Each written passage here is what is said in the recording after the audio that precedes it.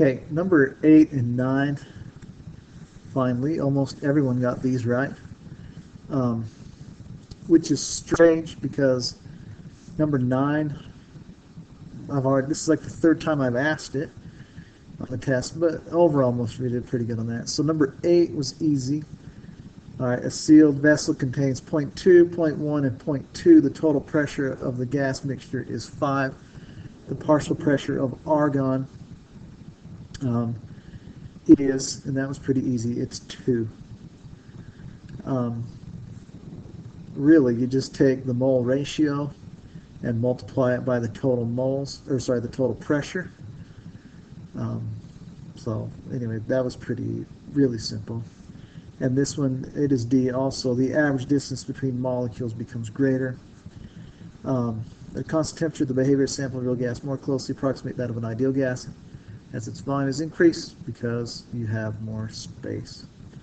So those were pretty simple, and no one really struggled. Make sure, if you did struggle, make sure to read those sections and understand what the mole ratio is. We call it X.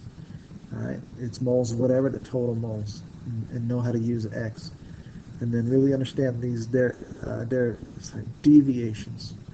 I keep dropping calculus, and I shouldn't. All right, so that's 8 and 9. So let's talk about number 10 on the test. Number 10 was it was a struggle for almost 50% of you probably.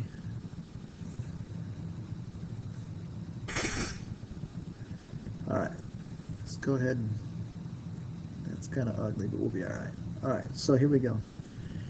Equal masses, and it was 0.75 grams of each of hydrogen and oxygen are placed in a 4-liter flask at 25 degrees Celsius. Right off the bat, I'm going to get rid of that. Well, hold on, let me take care of this. No, stupid. All right, I hate Celsius, but I give it to you anyway. That is 298.15. 298 would be just fine.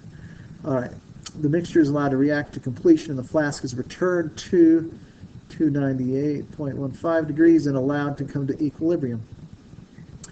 The vapor pressure of water at that 298.15 is 23.76 torr. And it says this is not a gas collected over water problem. Didn't want anyone to get confused there. So first, balance the chemical equation. Only one person messed this up. All right, you're going to have to double that, and 1 that. All right, that's not too hard. So it wants to know the total pressure inside the flask before the reaction begins. So P total before has no water, because water hasn't been made yet. It only has the pressure that comes from the H2 plus the O2. Now, to solve for pressure, we use PV equals nRT, or that pressure equals nRT over P, sorry,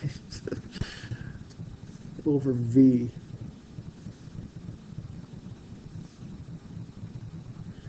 All right, so now I can do 2 of these, one for H and one for O, or I can find the initial total moles, add them together, and plug it into one PivNerd, and that's what I'm going to do. Now, you didn't have to, but that I think is the easiest. So if you're given 0.75 grams of each, we're just going to take each and divide it by its molar mass. So 0.75 divided by 2 grams, for that's hydrogen. All right, so that's 0.375 moles of H2.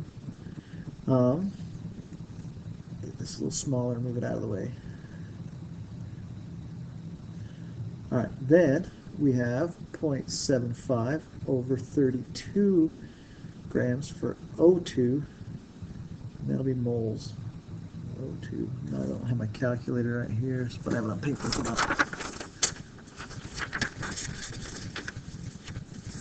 All right, and I get 0.0234. All right, do the same thing here. So that's the mole of each one of these. Now all I need to do is add them together. So I have 0.023 plus 0.375. If I add those together, it looks like, and I probably rounded, but you get 0.398 moles. And that's your total. So now we plug that into PivNerd. So N is 0.398, R 0.0821, T 298.15, and the volume it told you was in a 4-liter flask. So if you plug all of that in, let me erase, well, I'll just shrink this down also. No, that's not what I meant to do.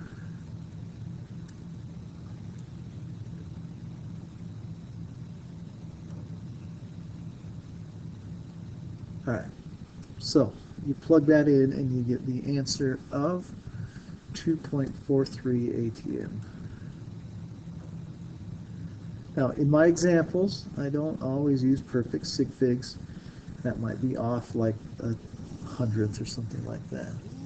All right, hold on, my phone is ringing.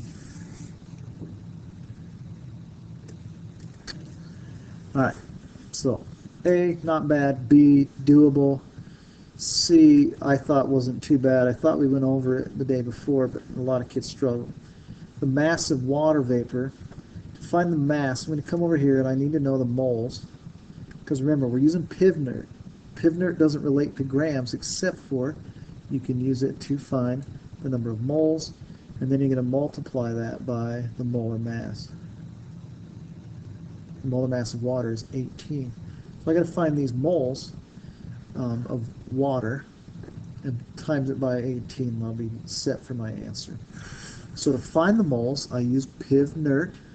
PV equals nRT, or N equals, let's see, PV over RT, right? Yeah. All right, so now the pressure is this value it gave me right here, 23.76 torr. Now I got to convert that to ATM. I never did that, so I don't know that number, but 23.76 over 760. Okay, that's P. The V is still 4. And I'm going to divide that by R, 0.08206. And it's multiplied by the temperature, which is 298.15.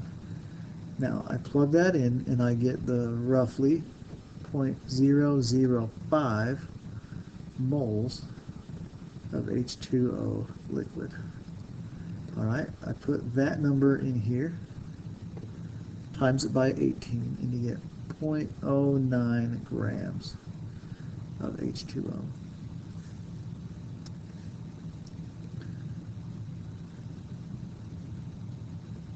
That's just a big mess, so ignore that. Now, hold on.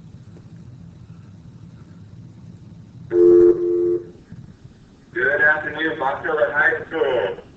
We would just like to make a quick announcement before you guys all leave. So far, we've only sold a couple tickets for Hobo Hoedown, and so we're encouraging. All right, that was a fascinating announcement. I hope you enjoyed it. All right, so there's that. Now, D. D was, I don't know, you got to go back to chapter 4 and 3 and see if you really fundamentally understand the roots of an excess and limiting reactant problem. So in D it says, which reactant is in excess? That means the one that does not run out. And if you don't have to do any math, you have to just use your brain. If you look, we found the number of moles up here, and we found 0.375 moles of H2 and 0.0234 moles of O2. O2 has hardly any, so it's going to run out very quickly. So that will leave H2 in excess. Now, how many grams of it remain at equilibrium? Well, we've got to find the moles at equilibrium. That's his equilibrium short, I don't care. And then multiply it by the mass, which is 2 grams per 1 mole. All right, to find the moles at equilibrium, we can just use our minds here again. Hold on. All right, just want to make sure I didn't say something stupid. Sure, that's what I'm really good at. All right, so if you look at this balanced equation up here, let me change colors real quick. All right, it says that for every 2 moles of H2, I use 1 mole of O2, or I use twice as much H as I do O. If we look at the limiting reactant right here, it tells us that I'm only going to use up 0.0234 moles of O2. So the amount of H2 that was produced is twice that value. I hope that process makes sense because I use twice as much H than O. So I'm going to come down here and I'm going to put that number in. So I take 0.0234 and I multiply it by 2. All right, and that will tell me the amount of moles used. It's not going to tell me my answer still. So I have 0.0468 moles used. All right. All right. What I'm going to do now, that's the amount used. I'm going to multiply that by, whoops, I paused it for a second. That's the moles used. So now I'm going to multiply it by this 2 grams. And I end up with, I use 0.0936. Sorry, that was probably way loud. Moles used. Now I need to subtract that. So I originally had, sorry, grams used. That's grams. So I had 0.750. I now subtract 0.0936. And I end up with 0.656 grams. That's how much I have of H2 in excess. All right, now,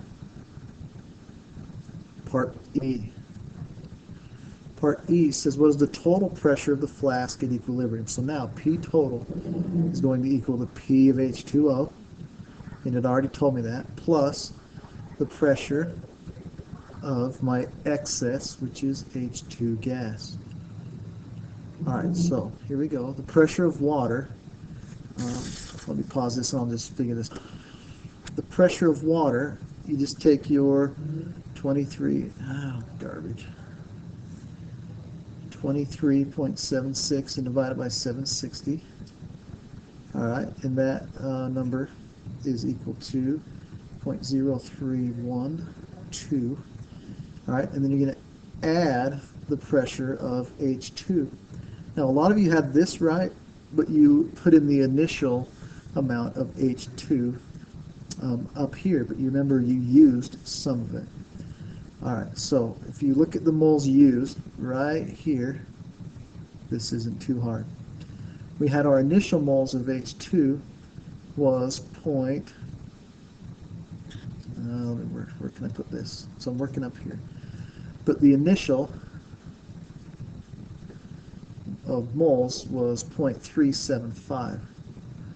All right, now I've used 0.0468.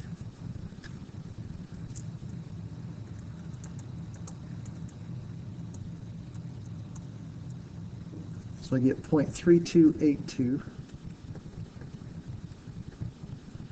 All right, moles.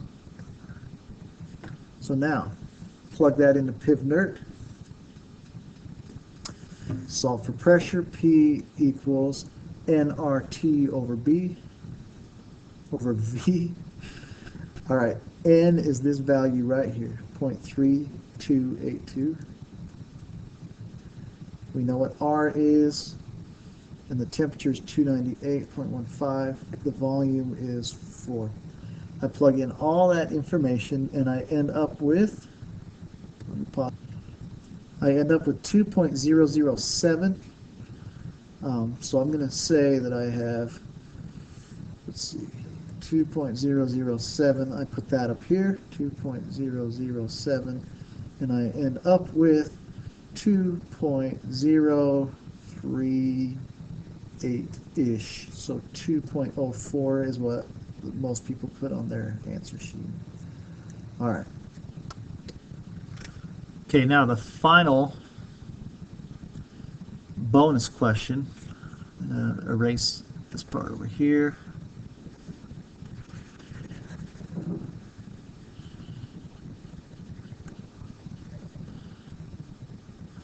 The bonus question asks after the reaction. So after, is there any liquid water remaining in the flask?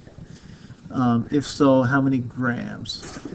Oh, if not, then all right. Mega interruption there from students. So this just last problem.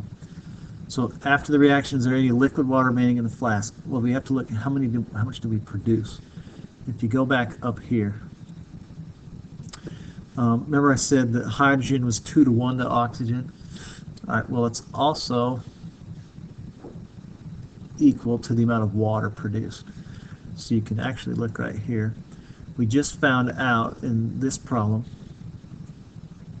all right, that we used up that much hydrogen, but that means we also created 0.0468 moles of H2O. All right. Now, if you remember from this problem up here, we found out that only 0.005 of it were liquid. So I'm going to take that number and I'm going to subtract 0.005. All right. And that's moles, H2 again. So if I subtract that, this is 0. So we got 8,140 point.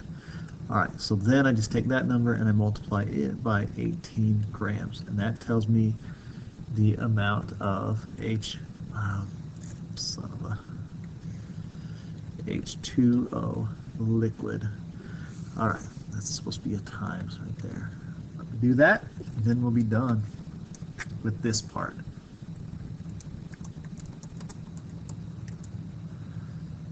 All right, and I end up with, hold on, 0.76-ish grams of H2O. All right, and there we go.